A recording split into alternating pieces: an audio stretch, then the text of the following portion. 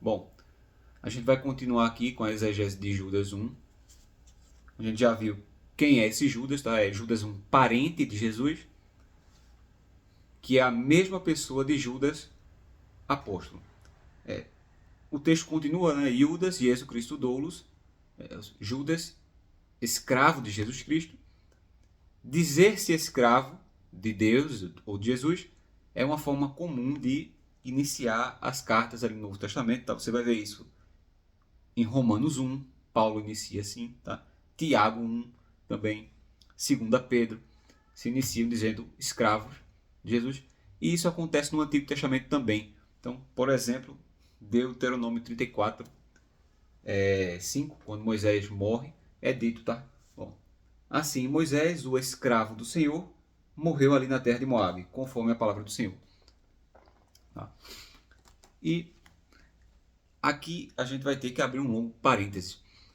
Embora nesse texto não seja tão preocupante caso você não saiba o significado de escravo, em outros versículos, se você ler com a mentalidade de que escravo é escravo do Brasil colônia, você vai entender o texto completamente errado, tá? Então, vamos distinguir aqui dois tipos de escravidão dos tempos bíblicos, tá? Então, a escravidão no século I, nos dias de Jesus, existiam modalidades de escravidão. Inclusive, escravidão no sentido simplesmente de funcionário. Onde você recebia salário, era a palavra que aparecia era escravo também. Tá? Algumas pessoas se vendiam como escravo, porque ser escravo podia ser um bom negócio. Então, por exemplo, a pessoa se vendia ali por 5 anos, tá?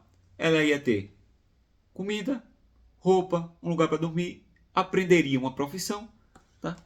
E aquele que a comprou teria um servo ali trabalhando para ele. Então era bom negócio para todo mundo. Outra questão interessante do século I é que a alforria era algo corriqueiro. Os escravos eram alforriados naturalmente, tá? Certos escravos ali por volta dos 30 anos de idade. Como eles já tinham rendido muito lucro, havia na mentalidade dos gregos a ideia de que ele já se pagou. Então ele podia ser alforriado ou ele mesmo, o escravo, podia comprar sua alforria.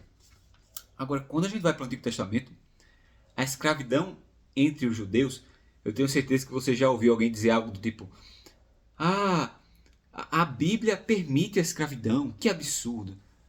O cara não sabe o que está falando, né? É por isso que quando você lê aqueles versículos no Antigo Testamento que dizem assim: Se o escravo amar o seu senhor, aí a gente fica: Por que o escravo amaria o senhor, né? O senhor está ali dando chicotada nele. Não, não é assim. A escravidão no Antigo Testamento, tá? Olha só o que é que ela tinha. Eu anotei alguns pontos aqui, tá? Ó, havia contrato, o escravo tinha direitos, havia voluntariedade, salário e até mesmo herança, tá? Se você for ver, como Abraão não tinha filhos, um escravo de Abraão, de nome Gênesis 15, 2. Gênesis 15, 2. Eu vou abrir aqui. Um escravo de Abraão, ele chega a ser cogitado como herdeiro da herança de Abraão. Tá? Ó, e Abraão disse: Senhor Deus, o que me darás, visto que ando sem filhos, e o mordomo da minha casa é Eliezer de Damasco? E Abraão disse: Eis que não me deste semente, e eis que um nascido da minha casa é meu herdeiro. Então esse Eliezer de Damasco seria o herdeiro de Abraão, um escravo. Então me diz aí, se o teu patrão morrer, tu fica com a Hilux dele? Não fica, né? Então, a escravidão nos tempos bíblicos é outro mundo, tá? Não tem nada a ver com tráfico negreiro em 1600, tá? Então, vamos lá. Se a gente for ver o sentido no verso 1, Judas pode tensionar aqui escravo. Um escravo comprado, que seja realmente posse do seu senhor, tá? Ou um escravo que seja funcionário, servo. Seja qual for a intenção de Judas com a palavra, porque a palavra é ampla, tá?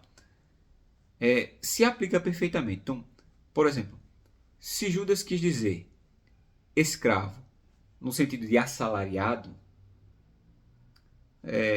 está correto porque Jesus de fato nos paga. Tá? Jesus nos paga. Mesmo sem merecer, ele paga. Ele paga salário.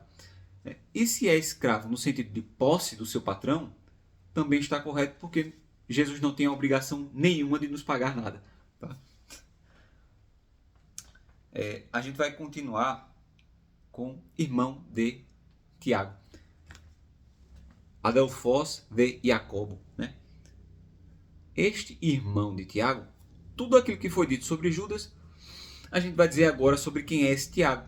Porque esse Tiago pode ser um Tiago desconhecido, pode ser Tiago o menor, né? Tiago apóstolo, o menor. Pode ser, alguns cogitam, um Tiago líder da igreja de Jerusalém, que simplesmente não existe. Tá? Não tem nenhum versículo que fale desse tal Tiago, mas se cogita que seja ele. Né? E assim por diante, entre outras possibilidades. Então, o que eu vou dizer desse Tiago é que, assim como eu concluí que Judas é Judas apóstolo, parente de Jesus, então esse Tiago é Tiago apóstolo, parente de Jesus também. Tá? Então, tudo que eu falei lá para Judas é só você aplicar aqui. Porque se você definir quem é Judas, você vai ter que dar a mesma definição para quem é esse Tiago. Então, se é um Judas desconhecido lá, esse Tiago é um Tiago desconhecido também. Tá? Então, é um Tiago posterior à era apostólica. Né? Se Judas lá é um suposto irmão de sangue de Jesus, então esse Tiago é o irmão de sangue de Jesus. Tá? Então, o que você cogitar para Judas, você vai ter que igualar aqui para esse Tiago. Mas eu vou voltar a repetir. Ou você fica com a posição histórica, que eu não acredito muito, certo? Que diz que esses irmãos são filhos de José de outro casamento. Eu não acredito nisso, mas se você... Existem algumas fontes históricas bem rasas aí. Tá? Ou você defende a posição que é mais coerente, biblicamente falando, de que eles são parentes ali, ou primos, ou até parentes distantes eram chamados de irmãos. Tá?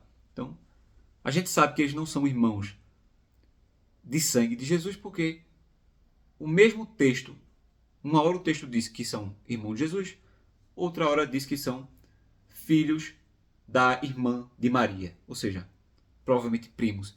E até quando se diz que é filho da irmã de Maria,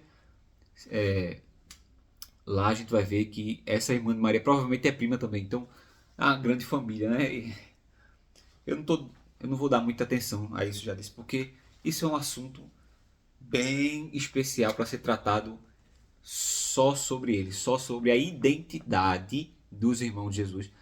Precisa ter um vídeo só sobre a identidade desses irmãos. Tá? Então, a gente vai deixar para quando for esse o tema. E aí o texto continua. Aos amados de Deus Pai. Aqui já dá para perceber que Judas ele tem um segredo na carta dele, que nós vamos falar mais à frente, a gente vai repetir várias vezes, tá? E eu vou encerrar o vídeo com esse segredo. Judas escreve em grupos de 3. Tudo na carta de Judas está dividido em grupos de 3. Perceba nesse versículo, mesmo no versículo 1, tá? Você tem Judas, Jesus e Tiago. Você tem amados, guardados e chamados. No versículo seguinte, tá?